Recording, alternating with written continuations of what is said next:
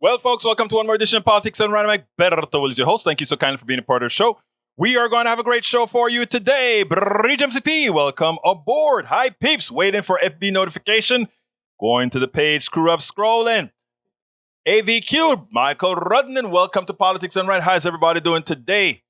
Well, I am tired as hell. I just got through doing my 5th show, meaning got all the machinations set up so that they can all work automatically while I'm out of town. 5 programs, folks. 5 shows are done and ready for you guys. I've spent all night, all morning making sure we got that ready because you guys comes first. Anyhow, how is everybody doing today? Before we get into the show, Brendan, before I read your stuff, I still am not completely set up.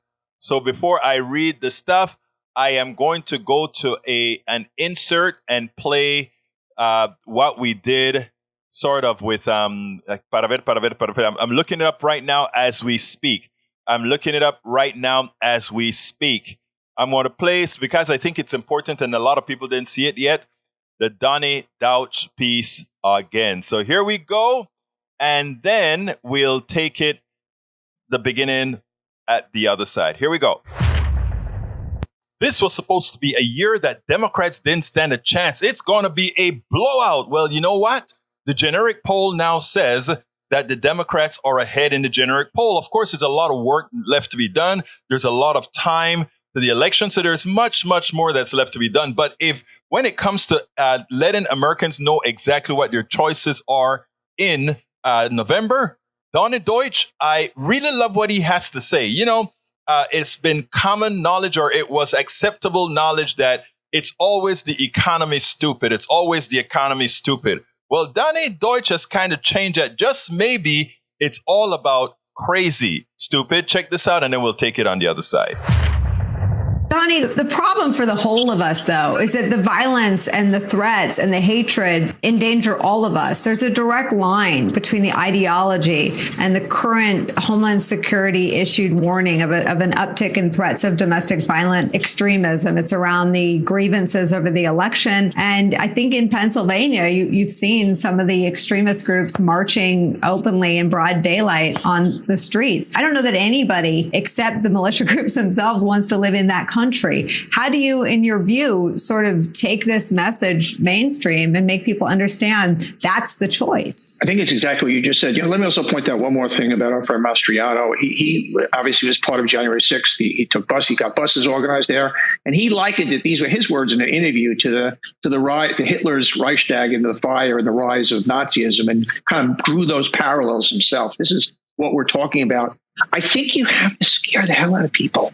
I think those 40% have to understand that are still voting for Mastriano. He has come out and he has said, look, with one stroke of my pen, I will be in control of the elections in this state. I will be putting in the head of elections, and I will overtake all of the voting machines with one stroke of my pen. This is what he's saying. Autocrats and fascists tell you what they're going to do. The thing about Donald Trump that we figured out years later is he tells you what he's going to do.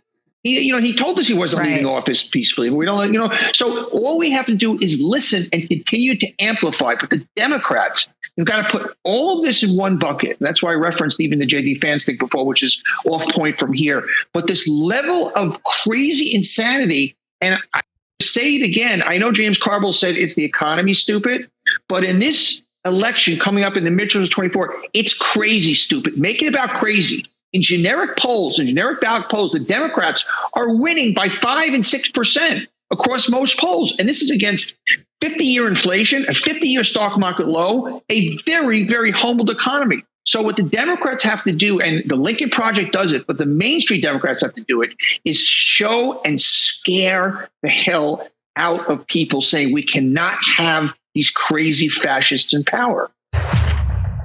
But it's not just about scaring people. It's about legitimately explaining to them why they should be scared if we have a takeover by these nuts that are currently running the Republican Party.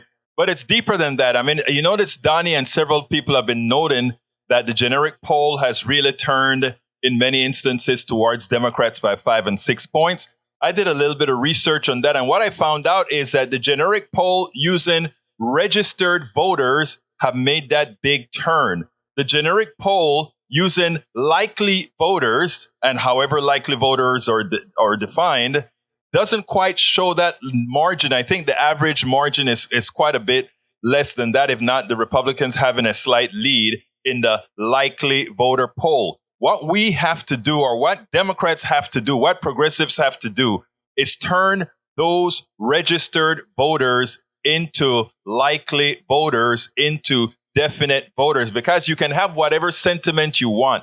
You can say, I prefer to have these progressives running the show. But if you're not willing to go out and vote, it doesn't matter what you want. Your non-vote, in effect, is a vote for the people who will do you harm.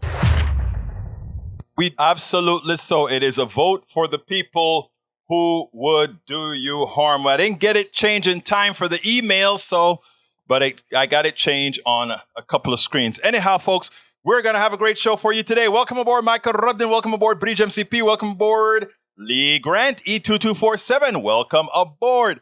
Who else have we got here in the feed? I don't see a lot in the feed yet. Para ver, let's go ahead and start with Michael Rudden. He says, hi, HT Tech says, solar storm hitting Earth tomorrow. Radio blackouts expected in many regions. NOAA forecasters say there is a chance for minor G1 class geomagnetic storm on August 3rd, when a high-speed stream of solar wind is expected to graze Earth's magnetic field. The gaseous material is flowing from a southern hole in the sun's atmosphere. We just had one of those 2 weeks ago, July 20th. They are not supposed to be that commonplace. G1 is the lowest category, meaning damage isn't likely, but we might experience some minor service interruptions and see some interesting lights in the atmosphere. I'm flying on the 3rd. I hope it happens after I fly. It shouldn't be a problem. I hope. Hope it doesn't mess with the instruments, right? Anyhow, Common Dream says, Kentucky now a forced birth state. After judge reinstates 6 weeks abortion ban following trigger law, Rebecca Gilbron, CEO of Planned Parenthood Great Northwest, Hawaii, Alaska, Indiana, Kentucky, wrote, today is a devastating day for all Kentuckians.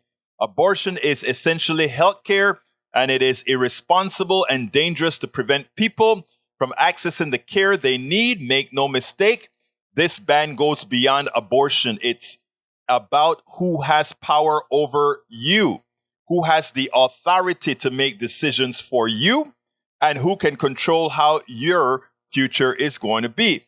It is funny because in Kansas tonight, we're going to get the results as far as whether Kansans decide that they will support abortion. And what's interesting, if these guys thought they were so right and they really had the people's will at hand, why would they make the vote in such a manner that you're not really sure what you're voting for? A yes vote means you're telling the state of Kansas you have the right to eliminate the rule that gives women choice. Voting no is what you want to do in Kansas. It's amazing. They believe they're so right. Why do they have to try to fool people? Look, Americans, it's time.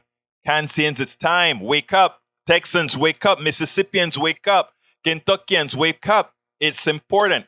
All right, next one from Michael says, ACLU of Kentucky. ACLU Kentucky tweeted, Kentuckians deserve a better than extremist politicians who will take your boldly autonomy to score cheap political points. We won't stop fighting for your right to make the best decision for yourself, because no person should ever be forced to remain pregnant against their will. And Pramila Jayapal from Rudden again, Kentucky is now a forced birth state. Another tweet. They also have one of the highest maternal mortality rates and child poverty rates in the country. We must codify the right to abortion in Congress. Pregnant people deserve to make their own health care decisions. You know what is interesting? I was watching, I think it was one of the shows yesterday, and we had a Democratic pundit or a strategist and a Republican strategist on. And in as much as we have things like the abortion rights, women losing, and we also have the crazies that are trying to overturn democracy, this guy says none of that really matters. The state of the economy and the mood of the people just says that they're going to vote them Dems out.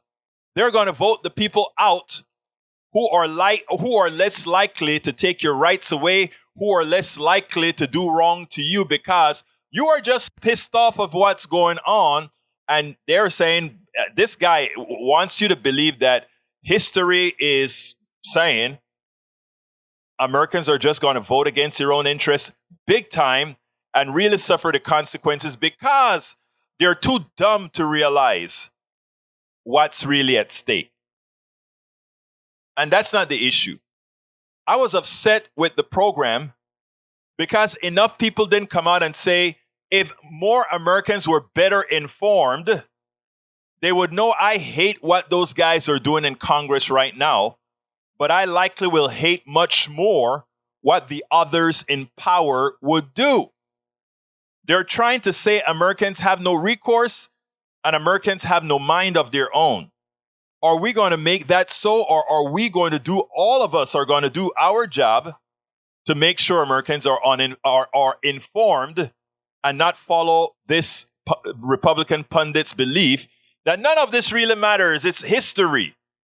You're going to lose big in 2022 as opposed to you should pick up progressive seats in 2022 so that we can finally get action. And that's the message. The problem, though, is that our DCCC and our DSCC won't put that message out. They won't say elect progressive because we really need people that are actually going to get the job done. All right, let's see. Bridge, MCP, welcome. Let's see who else I need to welcome. Eric Hayes says, generic poll, what is that? 5 people, all the same party? No, well, look it up. Bridge, MCP. Lee Grant says, Dems have an urgent need to distract attention from the economy. No, we don't. The economy is not bad. Everybody who wants a job can get a job. Inflation is bad. And inflation is caused by the corporatocracy. And the corporatocracy gets most of its support from Republicans and neoliberal Democrats. Okay? Let's remember that. We will see more crazy talk like this. Oh, brother, you know I'm not crazy. Come on, you love me, man. Come on, Lee Grant. What's wrong with you? Are you calling me crazy, Lee Grant? I'm waiting on your apology, brother Lee. All right. E2247 says, Bridge, I am grateful to see you expressing good health this fine day. Bridge is wonderful. We send power to Bridge. All right, let's see. Michael Rudden says the Supreme Court and the Republican Party are the dog that caught the car. The anti-abortion law oppressing women will not go unchallenged. That one topic alone will push the 2022 election in the Democrats' favor. That's not even counting January 6th and fair elections, private contraception rights, marriage equality, and so many other cultural war issues. I think our country has had enough of Republican extremism. While you are absolutely correct, Michael, the problem is our attention span, and the problem is the act of repetition, and the problem is whether Democrats this session will carry a knife to a gunfight. Example, I have been watching in other states, Republicans they're just repeating the same thing. This is an economy. What did the right took over and they gave you inflation and they're consistent. So you are making in your mind the left inflation, the left inflation, the left inflation. What we have to do, first of all, is acknowledge inflation and blame inflation on those who support Republicans. In other words, we can't just stay there and say abortion. We can't just stay there and say take away our voting rights. We can't just stay there and say all these rights that Republicans are taking away from us, because we know when that mother goes to the store and she has to put that food back into take it back into the basket and say, I can't have that. That when she goes home and is ready to vote, that she doesn't make that knee-jerk reaction to vote the other way because just maybe I'll be able to afford the food. No, we have to learn to do several things. The healthcare that you're having problems getting, Republicans' fault. They're killing Americans. They've already killed many in Texas because of the refusal to accept the Medicaid expansion to the Affordable Care Act. You have to have the messaging right. Even here in Texas, Beto doesn't completely have it right yet. Beto should be on TV saying, I am looking all of my brothers and sisters in rural America in your eyes.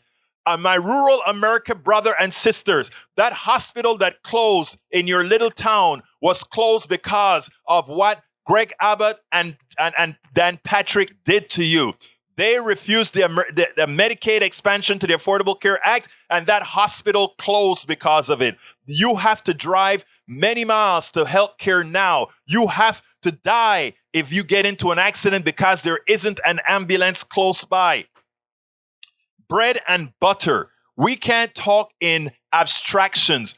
We can't talk about, most women, while most women care about abortions, most women are not having abortions at any given time.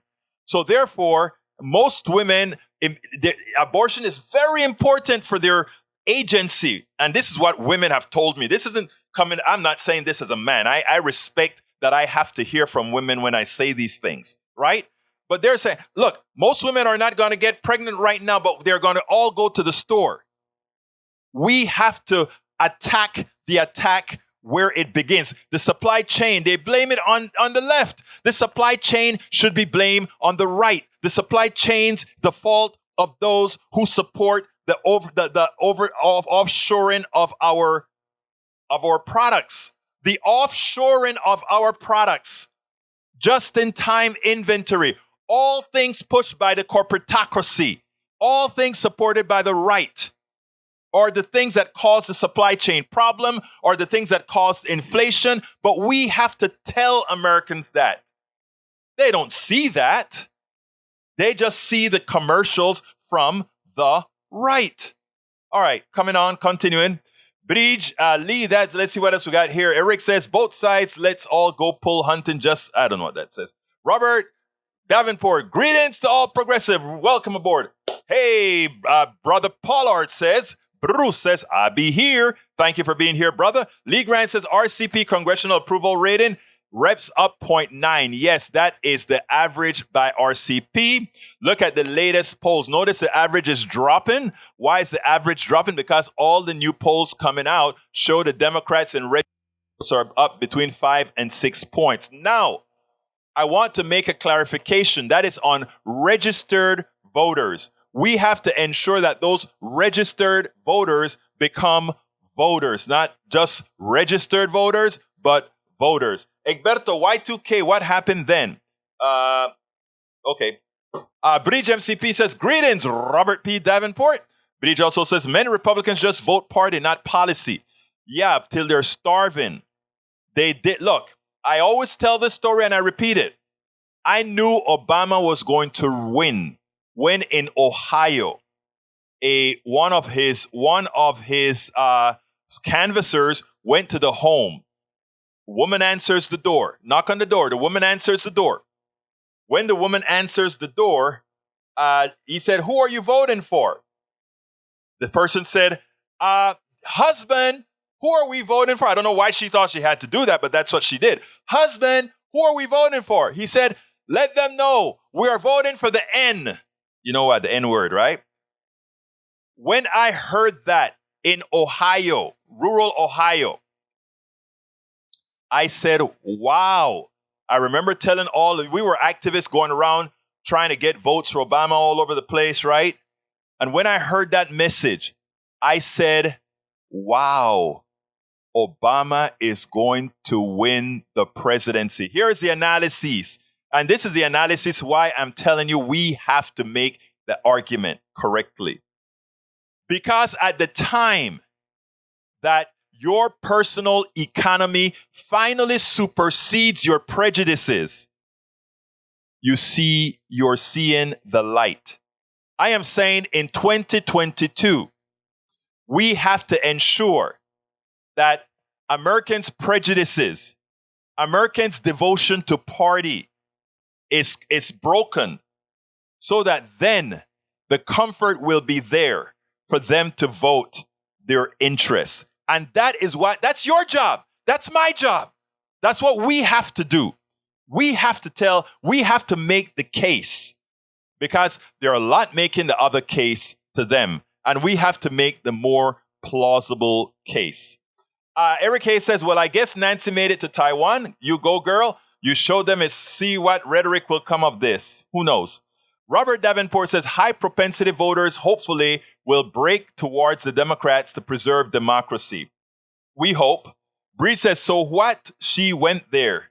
Michael, let's see what else we got here. Agree, Michael Rudney. We got West. Hello, Egg. Looking smoky as usual. I'm smoky. I hope I'm smoky. You like the new... Wait, what is smoky? Tell me what is smoky. Anyhow, let's continue. E2247, CIA drone strike kill Ayman al-Zawahiri. Al-Zawahiri, I don't never say it right. Offering another convincing symbol opportunity to dismantle the war on terror. Obama made a substantial mistake by WOT and end the SEALs slew Bin Laden in 2011. Biden should not make the same mistake. All right, Carl Cox, what's stake in American democracy? Vote for progressive Democrats, save American democracy. Yep, Egberto, what planet the economy is in pits? Are you secretly rich and holding out on us? Huh? Don't understand. Okay. Eric, Eric is singing all the right-wing song. Bidenflation. How childish. We were talking about Bidenflation. Bidenflation. I mean, it's amazing how childish and immature-ish these phrases work, All right, West. Thanks, Biden. China moves. Forget that. What else have we got here? I saw the troll is back again. Well, ignore the troll. Let's see what else we got here. Biden administration, like its nearest Democratic predecessor, unlike the GOP predecessor after the slaying of ISIS leader Abu Bakr al-Baghdadi, was not interested on Monday in making that argument. Yvette Avery Herod, welcome to our Politics Done Right, my dear beautiful lady. Maywood says, did I say hello to everyone yet? No, Maywood, you didn't say hello to us. What's wrong with you, Maywood? We're just kidding, brother. Richard W. says, in a rare move, more than half of the Senate GOP issued a statement in support of House Speaker Nancy Pelosi's controversial trip to Taiwan, but of course not one Republican went on the trip with her. All right, E2247, describing the future of what Biden, in a surprise to me, once again called the war on terror, the signal that this sort of thing is how it views responsible counterterrorism. BS. I hear you, brother. AVQ says, you looking for Housing West? Bridge MCP says, RCP. There you go. Maywood says, replying to Eric Hayes, I won't answer that one. Eric Hayes says, did you think people are turned off by Biden? Yes, polling shows it's per CNN. A lot of people, look, the truth of the matter is Biden does look fairly old. And Biden, sometimes some of the way he moves may be a bit older. I am not a Biden fan, but I think Biden is doing a fairly good job for a neoliberal, that is. And you know what? I accept it. We progressives didn't get our candidate elected yet. There are a lot of shenanigans that stopped it. That's okay. The fight goes on. You see, I don't sit down to fight old battles. I want to fight for the future. And that's what we got to do. Right now, Biden is our man.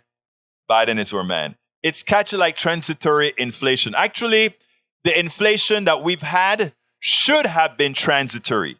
Okay? But we have a corporatocracy with price and power who has no soul that decided that it would take the monies away that people had in their pockets. Whatever the market will bear. You see, they follow the laws of capitalism. Whatever the market will bear. Which means those without price and power have no power and have no power to hold on to their cash if the things that the others have price and power are absolute necessities. You see? That's capitalism, though.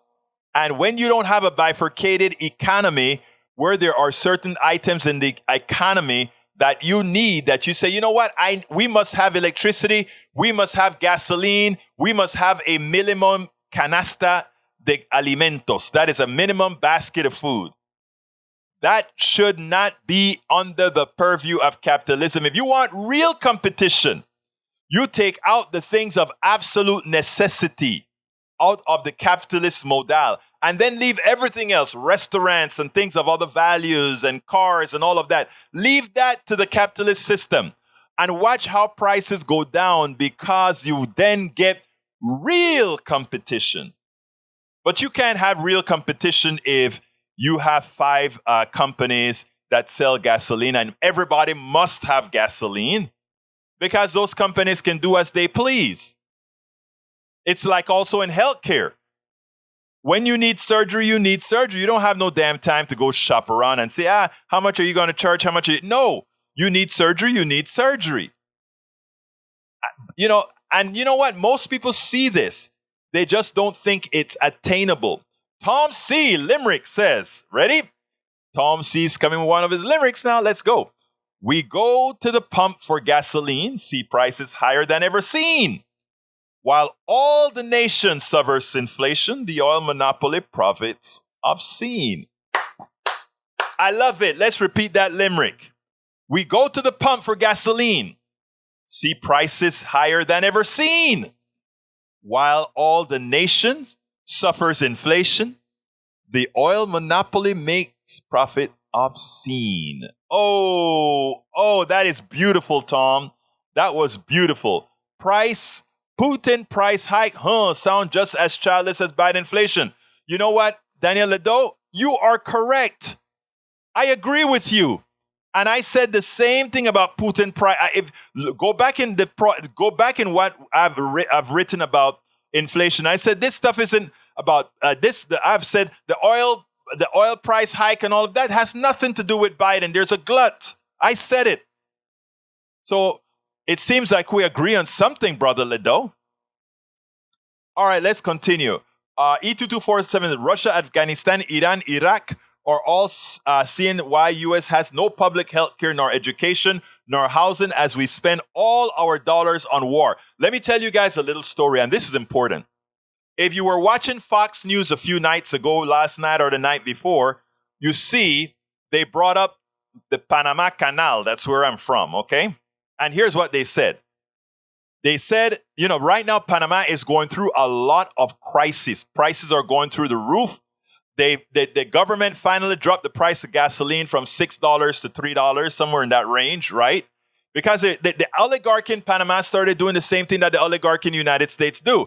Whatever the price would bear, they got some stipends. The people got some stipends, and the private sector wanted to take the stipends.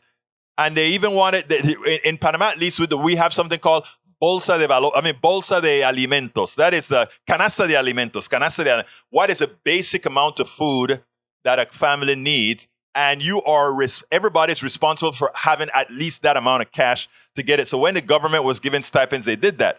Well, at some point, they finally told the folks, okay, now sardines, you can replace something with, the country went ballistic, and we started to have riots all over. And we had riots in Panama where we've never had riots before. Veraguas, Chiriquí, Bocas del Toro, all these different places, we had riots, right? Okay, Davenport just gave us a super chat. Thank you, Davenport. Inflation is primarily coming from corporate greed and lack of corporate taxation of the runaway out of control profiteering. Thank you very much for that super chat, Davenport. And you're absolutely right. Let me continue my story. Continuing the story, we have the following. So now Fox News does a story on Panama. And they talk about the 2 ports in Panama are now owned, private sector ownership now, by a Hong Kong company. Okay?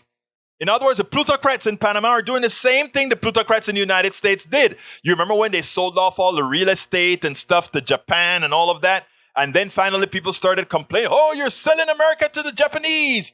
They never complained if it was sold to the English, right? The English own more in America than any other country. Look it up for me, Rodney. I think the largest investor in America, if I recall, used to be England, and I think it is still England. It was never China or one of these companies, right? It was always England.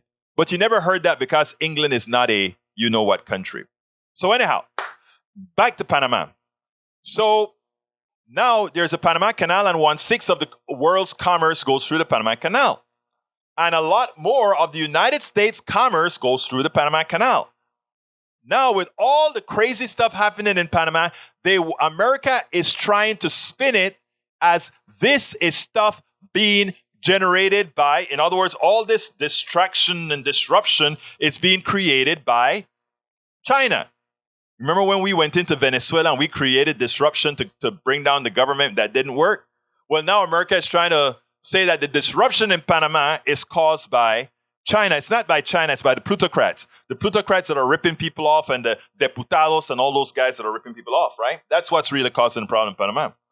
But anyway, an excuse is already being, you can see the excuse being placed into context for the invasion. You know, Panama, the last time America invaded Panama was in 1989.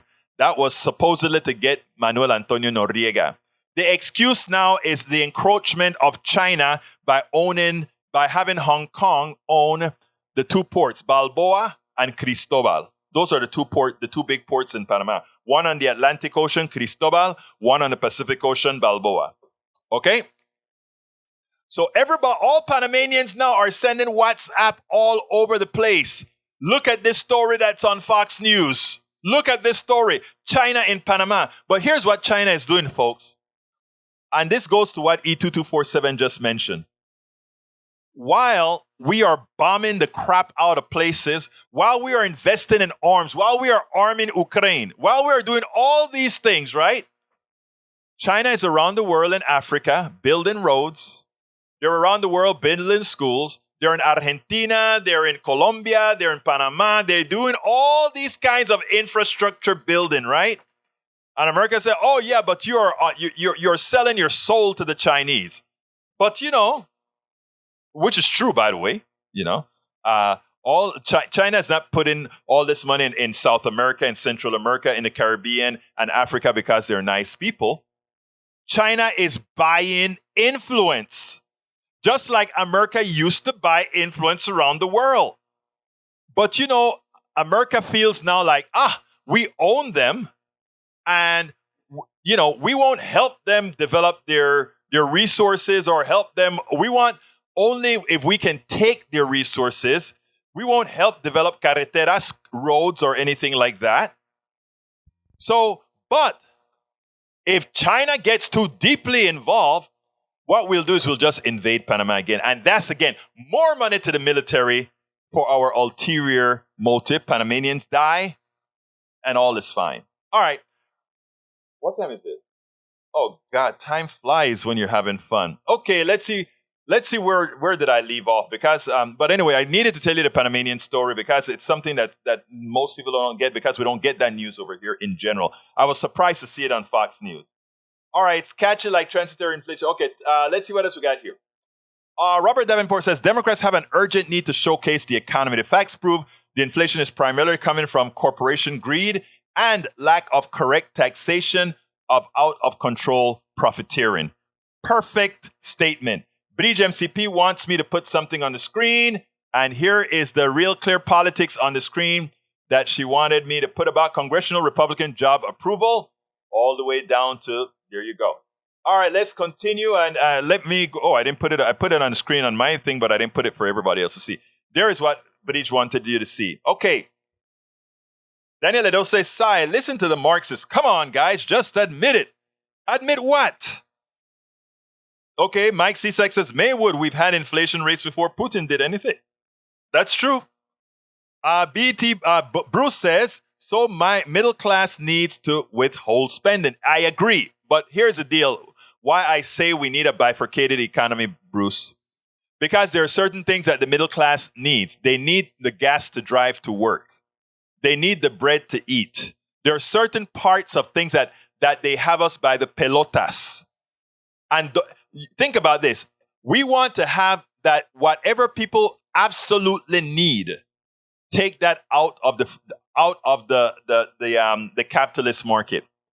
And whatever they can choose based on price and choose based on competition, put that into the capitalist domain. And that is the way that you really get that thing that capitalists like to talk about, which is competition that drives down prices, gets the best prices, and also come close, finally, to the efficient use of resources based on actual costs that includes externalities. That's for another day in economics, and I seem to be having some green screen issues. So let me see if I can go ahead and clean. Let me see if I can clean that green screen issue up, because I hate to see my chart doing some magical numbers there. So let's see if I can do a little cleanup there, see if that works. Works there. Nah, that works. Maybe a little bit better. All right, that's a little bit better. Nope, that's a little bit. Okay, let's leave it there. Let's see if I can increase a little colorization, little thing there. There we go. Okay, that may be good enough. All right. Okay, continuing. You know, the green screen on Zoom is so much better than on this application that costs a lot more than Zoom. Actually, this costs a lot. Zoom costs next to nothing. Okay. Egberto, a recommended video for after the show. Bo, the fifth column, talking about the differences between negative and positive freedom.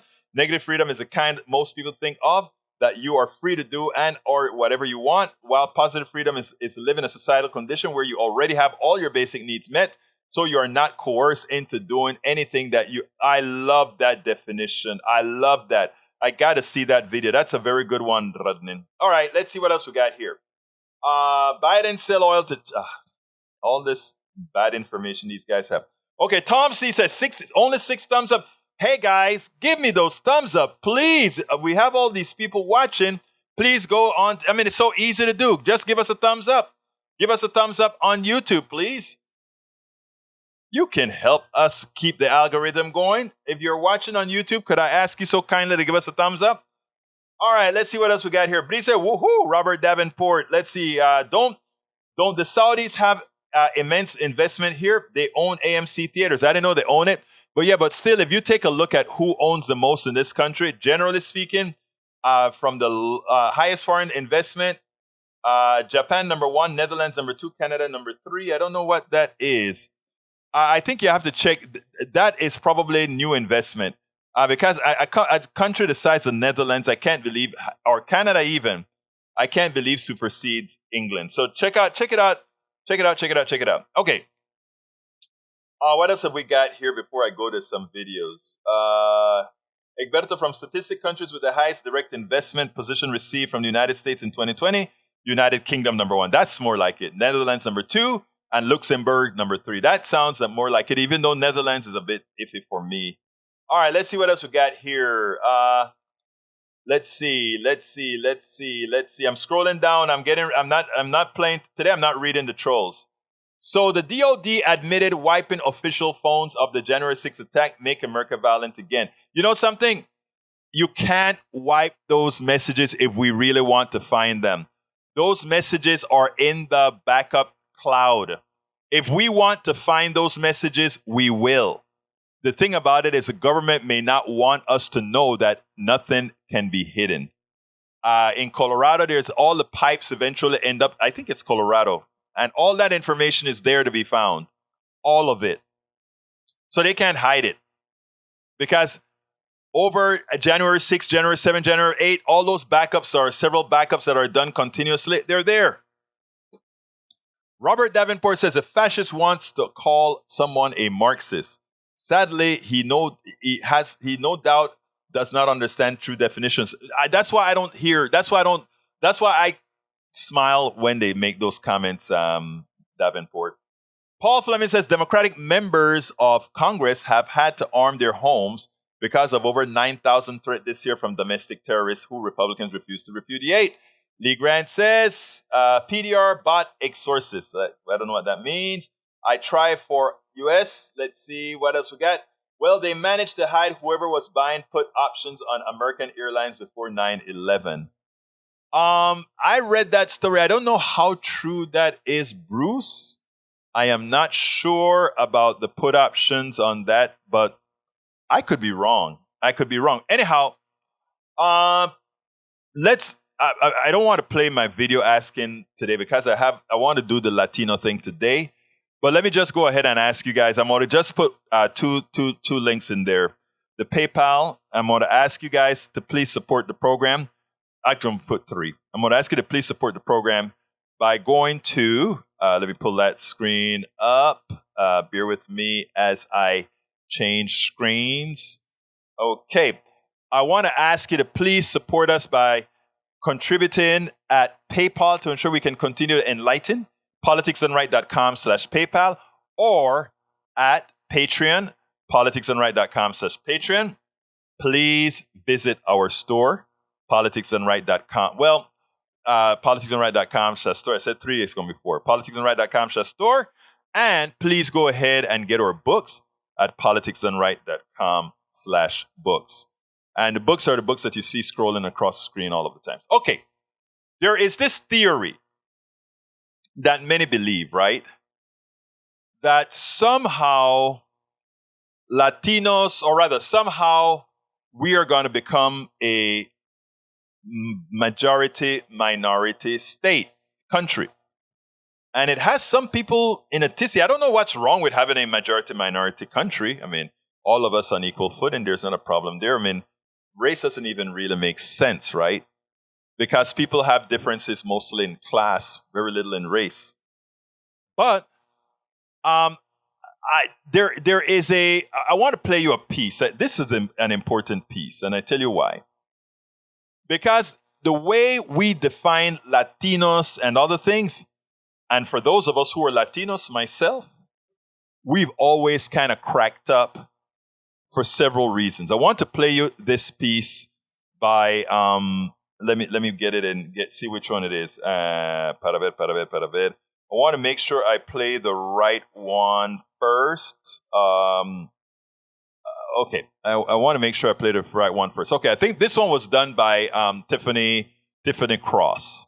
I want you to listen in detail because those who believe America is going to be this support your local or national progressive. Thank you again for that other that super chat, Brother Davenport. I do appreciate you. And anybody else can as well throw us a super chat or a thanks on our videos, whatever that help us keep doing the work. Thank you so kindly. All right, here's the deal. I want you to listen to this piece here. It turns out that the definition of Latinos is what have so many believing that America is going to be in the near future a majority-minority country. That is false. Here's the reality. America, the white population, based on current trends, are actually going to increase. And I've been saying this for quite a while, you know. Every now and then I jump on the bandwagon, minority, if you want to call Latinos minority.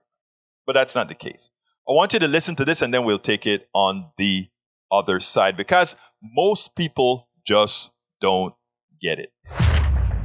How did you categorize the divisions within the Latino Hispanic community? 3 basic options. Mm-hmm. One option is, hey, we're like African Americans. Latinos are people of color. That's 25%. 60% say we're either standing outside of race and we're just going to get ahead through hard work. Mm-hmm. And you can really understand this as saying, I know there's a big issue here. It's not going to hold me back. And part of that 60%, you get another group that say, we're like European Americans. Mm-hmm. Over generations, we're joining the mainstream. All right. Well, Latinos are the largest non-white voting bloc in the country of eligible voters, not registered voters, but they are not a monolith. And we see that clearly in Texas, where early voting is underway for next month's primary election. Now, the first, that's on the first of the year. Only 25% of Latinos in several key states, including Texas, categorize themselves as people of color in the latest research done by Project Juntas.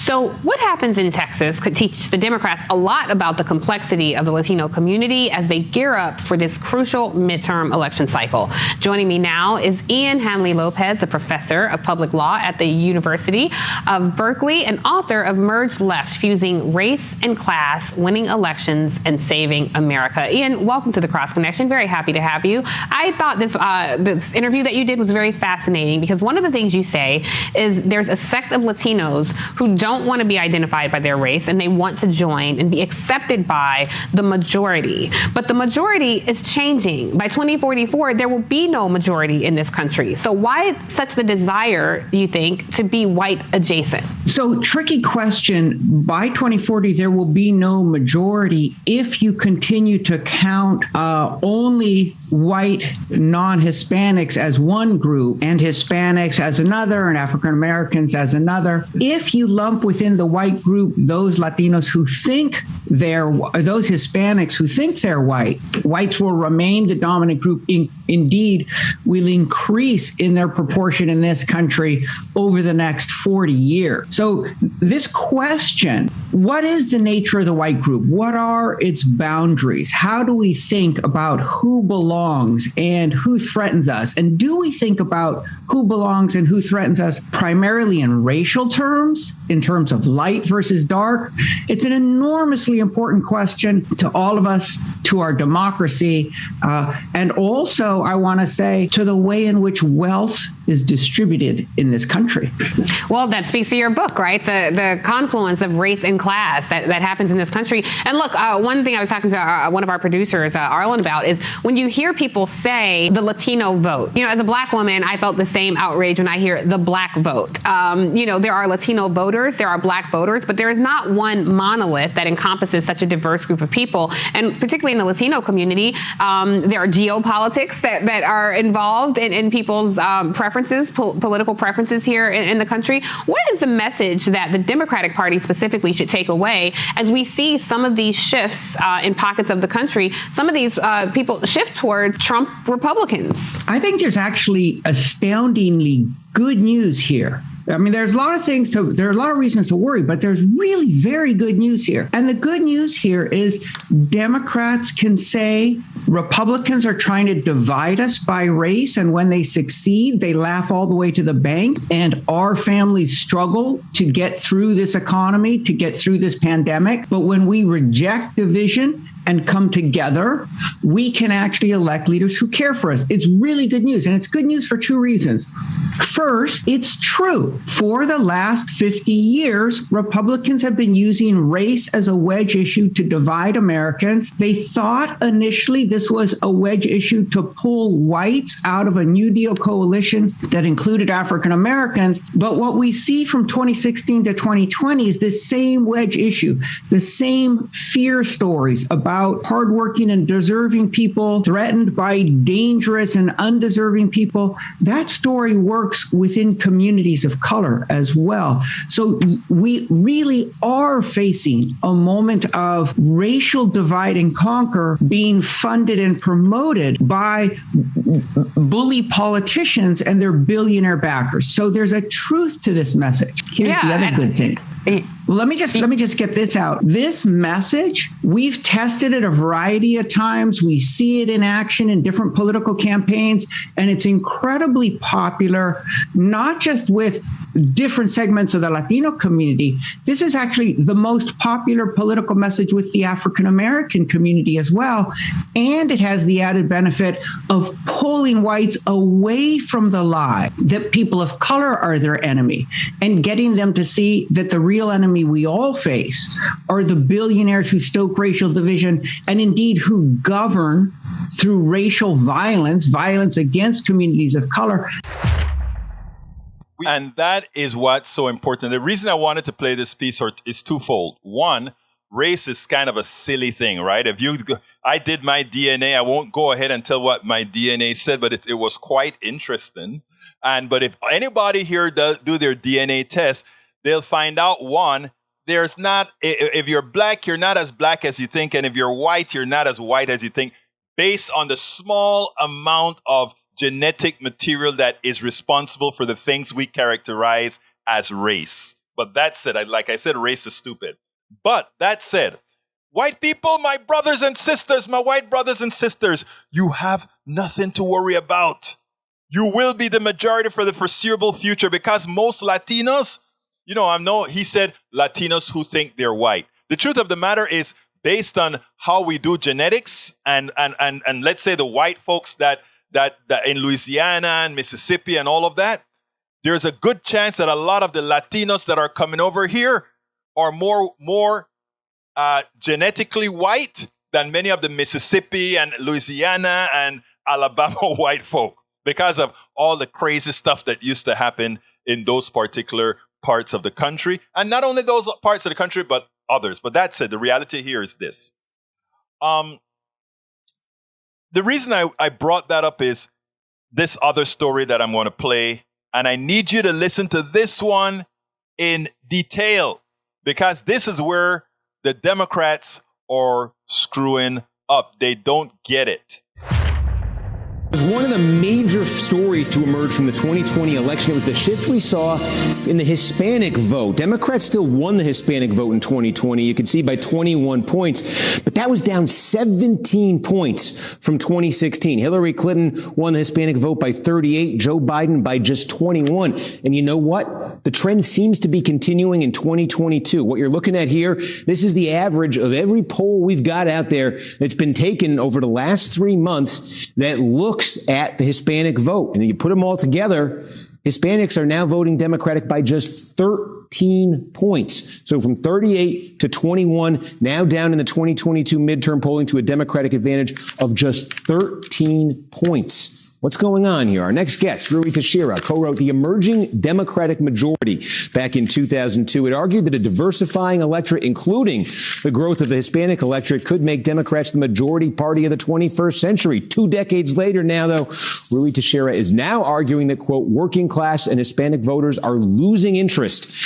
in the party of abortion, gun control, and the January 6th hearings. And Ruy Teixeira joins us now. Thank you, Ruy, for joining us. It's interesting. I feel like I've been hearing for years, maybe even decades, that there were certain issues that Republicans could offer sort of as a bridge to Hispanic voters. There was potential for Republicans with Hispanic voters.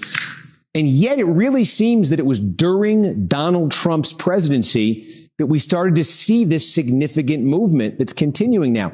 Why did it start now? Well, that's a good question. And I think a lot of Democrats are asking themselves exactly that question. I mean, it seems almost hard to believe, right? I mean, Donald Trump, the guy who said the things he did about immigrants and was, borderline or actually racist in a lot of ways, at least in his pronouncements. I think a lot of Democrats assume that should send Hispanics hurtling in the Democrats' direction. So they wouldn't carry them by 38 points as Clinton did in 2016, but rather by 45 points. In fact, as you pointed out, Steve, exactly the reverse happened. There was a very, very large drop in the Democratic advantage among Hispanics. It was true nationally. It was true in almost all states. And we see moving into the 2022 election that it's probably getting worse. Some polls have Hispanics basically just tied between Republicans and Democrats in the generic congressional. This is, in the last off-year election, Hispanics probably voted for Democrats by about 35 points. So something happened that's sending them away from the Democrats. And my theory is that there's a couple of important things here. One is that I think Democrats assumed that Hispanics, because they're people of color, were sort of all in on this racial reckoning that we had in the summer of 2020 around George Floyd, and that generally they could be treated as a group that is very, very sensitive to these issues of race, very, very sensitive to the kinds of the dialogue around that. And sort of very sensitive to the issue of immigration, for example, which was something that Democrats always thought they had a big advantage on. And I think in the process, Democrats have lost track of the fact that this, as I put it, Hispanic voters are normie voters. They're voters who are concerned with upward mobility, with jobs, healthcare, their communities, their kids, effective schools, public safety. These are voters who thought the Democrats could be relied upon to do a good job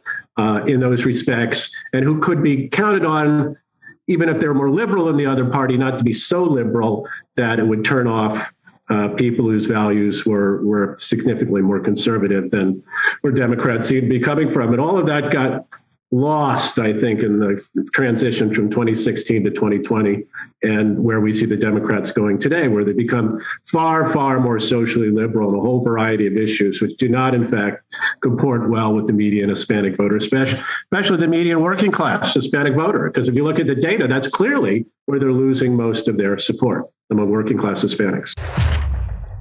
Wow. I wish Democrats would get out from under think tanks in Washington, D.C., and simply go into the neighborhoods, go into the hood, go into Timbuktu, where all the Latinos live, and ask them the question, why is it that you are not voting? It's not that they're not voting Democrat.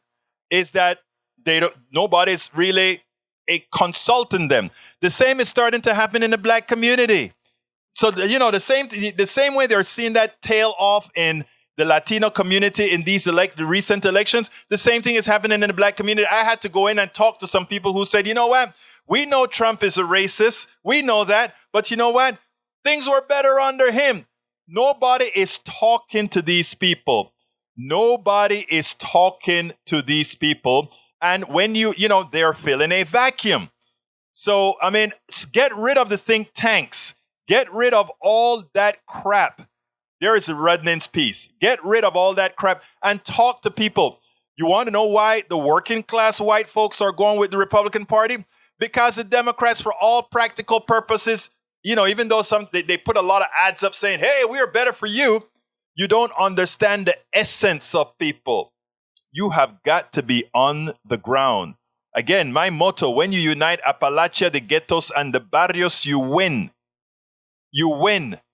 It's not about race. It's not about any of that.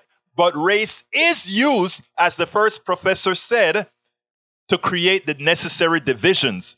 You bring up the false racist things that were taught to you. You bring that back up, and you create angst. Forget about race and start talking to people. You get a different story. My brother Davenport said something. He says, Brother Davenport really just said to me, he said, whoa, Egberto, clearly you are an engineer and not a genealogist. You're right. I am an engineer and not a genealogist. You are simply and logically incorrect on the genetic makeup of South American people. Guess what? I am Central American.